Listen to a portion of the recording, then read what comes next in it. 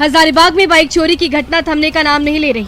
हजारीबाग के लोहसिंघना थाना क्षेत्र के पगमिल स्थित होटल ताज बैंक्वेट हॉल के पास एक कर्मचारी ने अपनी बाइक खड़ी की थी। वहां पहुंचे अज्ञात चोरों ने बाइक की सरेआम चोरी कर ली। हालांकि पूरी घटना होटल के सीसीटीवी कैमरे में कैद हो गई। आप देख सकते हैं कि दो चोर किस तरीके से बाइक की चोरी कर रहे हैं। देखिए कैसे बेखौफ चोर दिन दहाड़े सड़क के किनारे से ही बाइक चुरा ले जाते हैं। पहले एक युवक आता है और बाइक को निकालने लगता है। इस दौरान कई लोग आना जाना करते नजर आ रहे हैं, पर चोरों पर कोई भी शक नहीं कर पाता। जब तक पहला चोर बाइक निकालता है तब तक दूसरा चोर नजर रखता है ताकि किसी को उन पर शक न हो। बाइक निकालने के बाद दोनों चोर बाइक पर सवार होकर वहां से फरार हो जाते हैं। बाइक कई बार स्टार्ट करने के बाद आखिर में चालू हो जाती है, जिसके बाद दोनों बाइक लेकर फरार हो जाते हैं। जब पीड़ित को बाइक चोरी का पता चलता है तो वो थाने में उसकी शिकायत कराते हैं, जिसके बाद पुलिस सीसीटीवी फुटेज खंगाल रही है और पुलिस बाइक चोरों की तलाश में जुट गई है। नर्तकी के साथ फोटो खिंचवाते इस शख्स को देखिए जो पोज पर पोज दिए जा रहे हैं। स्माइल प्लीज कहने पर मुस्कुरा रहे हैं। नर्तकी भी उनके साथ पोज देती नजर आ रही है। फोटो खिंचवाते ये शख्स उप प्रमुख है। दरअसल पूर्णिया के वनमखनी प्रखंड के उप प्रमुख पंकज कुमार मंडल का एक वीडियो और फोटो इन दिनों सोशल मीडिया पर खूब तेजी से वायरल हो रहा है। वायरल वीडियो में देखा जा सकता है कि उप प्रमुख पंकज मंडल एक नर्तकी के साथ किस तरीके से अश्लील हरकत करते नजर आ रहे हैं और उसके साथ अश्लील तरीके से फोटो भी खिंचवा रहे हैं। उनका ये फोटो और वीडियो इलाके में चर्चा का विषय बना हुआ है। वहीं उप प्रमुख का कहना है कि ये वीडियो काफी पुराना है और किसी ने साजिश के तहत उसे वायरल कर दिया। हालांकि जनता अपने जनप्रतिनिधि को इस उम्मीद से चुनती है कि उनके लिए समर्पित रहेंगे, उनके लाभ के लिए काम करेंगे, पर ऐसे जनप्रतिनिधि जनता की उम्मीदों पर पानी फेर देते हैं और अपनी अश्लील हरकतों से जनता की उम्मीदों को तोड़ देते हैं। अश्लीलता का ये वीडियो सोशल मीडिया पर जमकर वायरल हो रहा है। न्यूज़ 18 इस वायरल वीडियो की पुष्टि नहीं करता।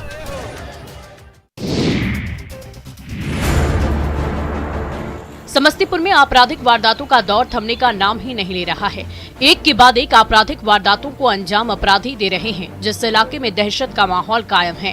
ताजा मामला बिथान थाना अंतर्गत जगमोहरा पंचायत के वार्ड संख्या 11 का है, जहां घर के दरवाजे पर सो रहे बुजुर्ग किसान की गोली मारकर हत्या कर दी गई। मृतक की पहचान राम सिंहासन चौपाल के रूप में की गई है। मामले में परिजनों का कहना है कि 2 की संख्या में आए अपराधियों ने हत्या की इस वारदात को अंजाम दिया है। साथ ही परिजनों ने बताया कि किसी पुराने मामले को लेकर कोर्ट में केस चल रहा था और उसी में गवाही हुई थी। शायद इसी की वजह से इस वारदात को अंजाम दिया गया है। वहीं घटना की जानकारी मिलने के बाद बिथान थाना की पुलिस घटना स्थल पर पहुंची और मामले की तफ्तीश में जुट गई है। शव को पोस्टमार्टम के लिए समस्तीपुर सदर अस्पताल भेज दिया गया है। पुलिस अपराधियों की गिरफ्तारी के लिए छापेमारी शुरू कर दी है। हालांकि इस मामले में अभी प्राथमिकी दर्ज नहीं की गई है।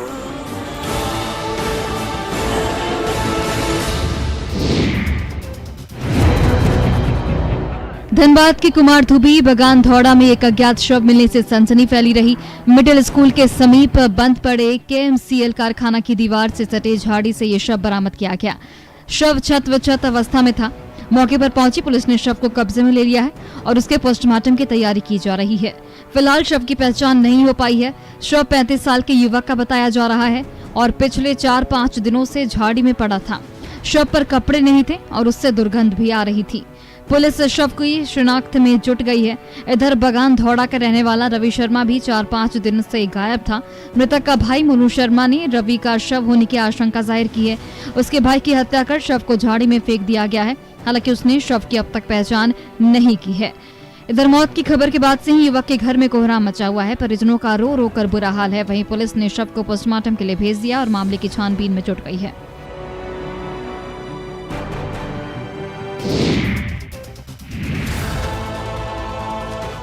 बिहार में पूर्ण शराबबंदी है, पर फिर भी शराब तस्कर और अवैध शराब निर्माण करने वाले अपनी हरकतों से बाज नहीं आ रहे और पुलिस और मध्य विभाग की नाक के नीचे शराब निर्माण में लगे हुए हैं। वहीं पुलिस भी तू डाल मैं पात की तर्ज पर काम कर रही है और इनके ठिकानों पर छापेमारी कर रही है। इसी कड़ी में शेखपुरा सदर थाना क्षेत्र के पचना गाँव में भी उत्पाद विभाग की टीम ने देसी शराब निर्माण के अड्डे पर छापेमारी की, जिसमें खेत की जमीन के अंदर काफी मात्रा में गाड़े गए देसी शराब को बरामद किया गया। उत्पाद विभाग की टीम ने गुप्त सूचना के आधार पर छापेमारी की और जमीन खोदकर जमीन के अंदर गाड़े गए देसी शराब को बरामद किया। हालांकि कार्रवाई की घटना के पहले ही कारोबारी भागने में सफल रहे। उत्पाद विभाग के अधीक्षक ने कहा कि देसी शराब के अड्डे को नष्ट किया गया है। वहीं इस धंधे से जुड़े कारोबारी की पहचान कर लेने का दावा भी पुलिस कर रही है। जल्द ही कार्रवाई का भरोसा दिलाया जा रहा है।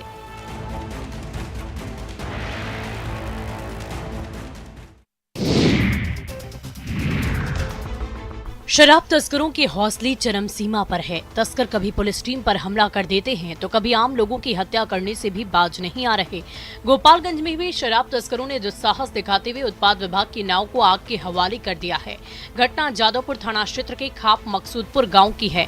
वारदात की खबर मिलते ही मद्यनिषेध विभाग की टीम मौके पर पहुंचकर जांच में जुट गई है। शराब तस्करों की पहचान की जा रही है। बताया जाता है कि मंगलवार को गंडक नदी में शराब तस्करों के खिलाफ छापेमारी कर उत्पाद विभाग की नाव को मकसूदपुर गांव के पास नदी किनारे लगाया गया था। देर रात शराब तस्करों ने दुस्साहस दिखाते हुए नाव को ही आग के हवाले कर दिया। वहीं इस मामले में जादवपुर थाने में प्राथमिकी दर्ज कराई जा रही है। उत्पाद अधीक्षक राकेश कुमार का कहना है कि पुलिस पूरे मामले की तहकीकात में जुटी हुई है। शराब तस्करों की पहचान कर कार्रवाई की जा रही है। साथ ही गंडक नदी में शराब तस्करी पर नकेल कसने के लिए दूसरी नाव को भी मंगाया जा रहा ताकि छापेमारी अभियान को जारी रखा जा सके।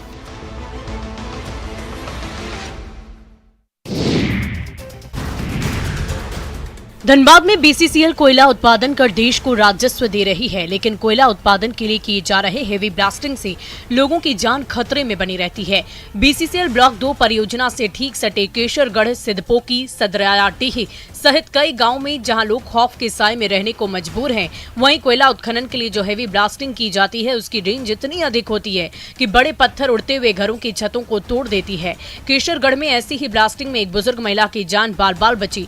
इससे नाराज लोगों ने बीसीसीएल के ट्रांसपोर्टिंग को रोककर अपना विरोध जताया। साथ ही हेवी ब्लास्टिंग पर रोक लगाने और लोगों के पुनर्वास की मांग की मौके पर पहुंचे बीसीसीएल अधिकारियों ने वरीय अधिकारियों से बातचीत कर समस्या के समाधान का भरोसा दिया, पर बीसीसीएल प्रबंधन की तरफ से आश्वासन मिलता है और अब की बार से हेवी ब्लास्टिंग नहीं किया जाएगा, इस बात की चर्चा की जाती है। पर 2-4 दिन कम रेंज की ब्लास्टिंग करने के बाद फिर से हेवी ब्लास्टिंग की जाती है, जिससे ग्रामीण खास तौर पर परेशान हैं।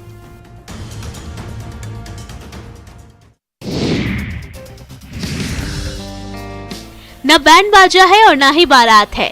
इस शादी में है तो बस प्यार, कस्में और वादे भी हैं। साथ जीने मरने की कस्में खाने वाले इस प्रेमी जोड़े को देखिए जो अब शादी के बंधन में बंध रहे हैं। इनके प्यार के आगे न ऊंच नीच की दीवार है और न ही पैसे को लेकर कोई रार है तो बस प्यार। यह अनोखी शादी इन दिनों औरंगाबाद में चर्चा का विषय बनी हुई है। मामला जिले के रफीगंज थाना क्षेत्र के अब्दुलपुर का है, जहाँ युवक रंजन का अफेयर पिछले 2 सालों से गाँव की एक लड़की प्रीति से चल रहा था। दोनों अपने प्यार को अंजाम तक पहुँचाना चाहते थे, लेकिन इसके लिए दोनों का परिवार राजी नहीं था। मजबूर होकर दोनों फरार हो गए, लेकिन प्रीति के पिता ने अपहरण का मामला दर्ज कराया, जिसके बाद दोनों को मजबूरन वापस लौटना पड़ा। पर फिर भी दोनों एक साथ ही रहना चाहते थे। तब कुछ जनप्रतिनिधियों ने इस मामले में हस्तक्षेप किया और उनके परिजनों को समझा बुझाकर किसी तरह शादी के लिए मना लिया, जिसके बाद दोनों की हिंदू रीति रिवाज से मंदिर में शादी करा दी गई और दोनों प्रेमी 7 जन्मों के लिए विवाह के बंधन में बंध गए।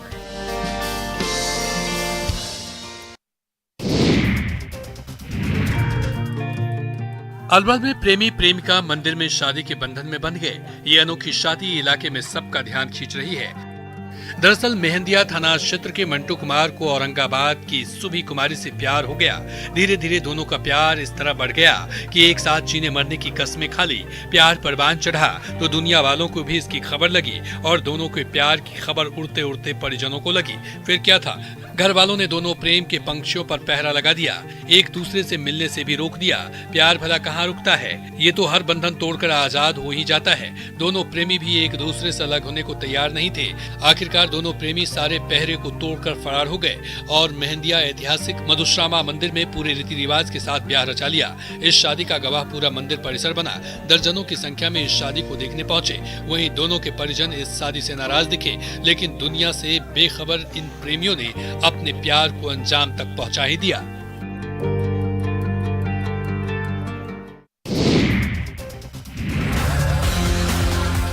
दंगल का मैदान सजा है, लोगों की भारी भीड़ एकत्रित है, लेकिन इस दंगल में पहलवान नहीं, मुर्गे अपना दमखम दिखा रहे हैं। एक दूसरे को मात देने के लिए पूरा जोर लगा रहे हैं और लोग भी मुर्गों को चीयर अप करते नजर आ रहे हैं। इस खेल में बाजी भी लगती है। 5,000 से लेकर 10,000 तक लोग बाजी लगाते हैं और इस खेल का आनंद उठाते हैं। मुर्गे की ये लड़ाई झारखंड की संस्कृति का एक रंग है। दरअसल झारखंड के ग्रामीण इलाके में सोहराय पर्व की धूम है और इस पर्व में आकर्षण का केंद्र बना रहता है मुर्गी की लड़ाई। जब तक इस लड़ाई में किसी एक मुर्गे की मौत नहीं हो जाती तब तक ये खेल चलता रहता है। मनोरंजन के इस खेल में पैसों की बाजी लगती है, जिसमें 1,000 से लेकर लाखों रुपए दांव पर लगते हैं। इस खेल को झारखंड की संस्कृति से जोड़कर देखा जाता है। सोहराय पर्व से शुरू होकर 26 जनवरी तक इस तरह के मुर्गा पाड़ा का आयोजन ग्रामीण इलाके के विभिन्न गाँव में किया जाता है।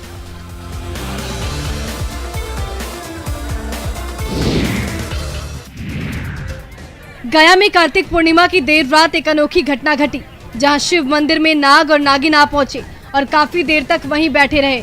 नाग नागिन के जोड़ों को देखकर लोगों की अच्छी खासी भीड़ जमा हो गई। मोहल्ले के लोगों के साथ साथ आने जाने वाले राहगीर भी रुककर देखने लगे और देखते ही देखते सैकड़ों लोगों की भीड़ उमड़ पड़ी। तकरीबन 3 घंटे से ऊपर नाग और नागिन मंदिर में 2 स्थानों पर थोड़ी दूरी पर जमे रहे। लोगों की भीड़ सामने देखकर भी नाग नागिन वहां से नहीं हटे, जिससे लोगों का कौतूहल और बढ़ गया। लोग इससे चमत्कार मानने लगे। बताया जा रहा है कि किसी व्यक्ति ने मंदिर में नाग नागिन को देख लिया, जिसके बाद उसने शोर मचाकर सभी लोगों को जमा कर लिया। लोग इनका दर्शन करने लगे। शिव मंदिर में उनके आगमन को चमत्कार मानकर पूजा करने लगे। जनप्रतिनिधियों का कहना है कि कार्तिक पूर्णिमा के दिन नाग नागिन देखा जाना शुभ है। भगवान शंकर को नाग प्रिय है, इसलिए इसे उनका आशीर्वाद भी माना जाना चाहिए।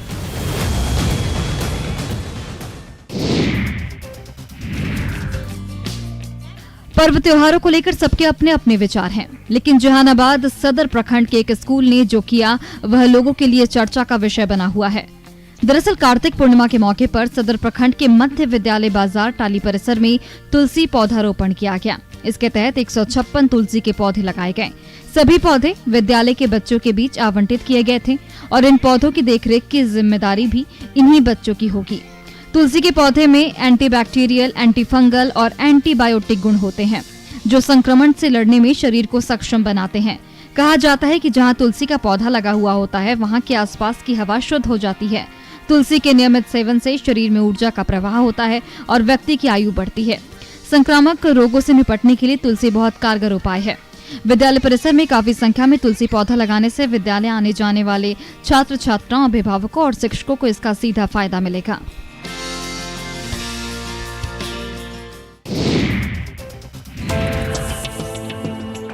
खूबसूरत जंगल, पहाड़ और मीलों तक फैली हरियाली ओढ़नी डैम पर्यटकों के लिए किसी जन्नत से कम नहीं है। दरअसल बांका जिला मुख्यालय से सटे ओढ़नी डैम की तस्वीर बदल गई है। यहाँ जिला प्रशासन के द्वारा नौका विहार शुरू करने के बाद लोगों का मन और भी ओढ़नी डैम मोह रहा है। रोजाना सैकड़ों लोग अपने परिवार के साथ डैम पर पहुँच रहे हैं और नौका विहार का लुत्फ उठा रहे हैं। यहाँ बड़े बड़े डैम की भरमार है, जिससे यहाँ पर्यटन की संभावनाएं ज्यादा हैं। इसको लेकर जिला प्रशासन के प्रयास और सरकार के निर्देश पर ओढ़नी डैम को पर्यटन स्थल के रूप में विकसित किया गया है। डैम में पर्यटन विभाग की ओर से बोटिंग, वाटर स्कूटर की भी व्यवस्था की गई है, जिसका आनंद उठाने के लिए पर्यटकों की भीड़ हमेशा देखी जाती है। यहाँ केवल बांका ही नहीं, दूसरे जिले के पर्यटक भी आते हैं। हालांकि पर्यटन स्थल के रूप में ओढ़नी डैम को विकसित करने का काम अभी भी जारी है। प्रशासन ने 2 हाईटेक बोट की व्यवस्था की है, जिससे लोग चार्ज देकर डैम में नौका विहार का मजा लेते हैं।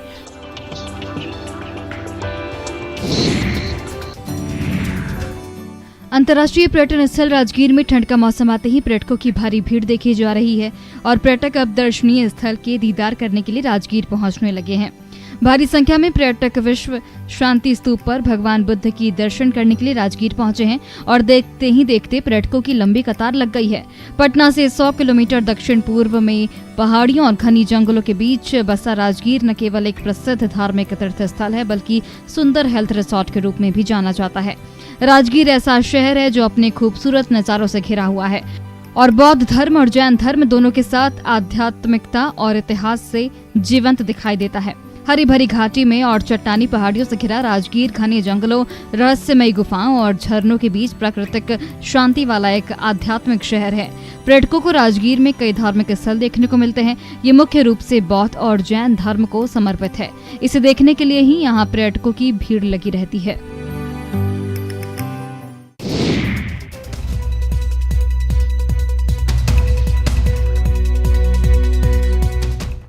हेडलाइंस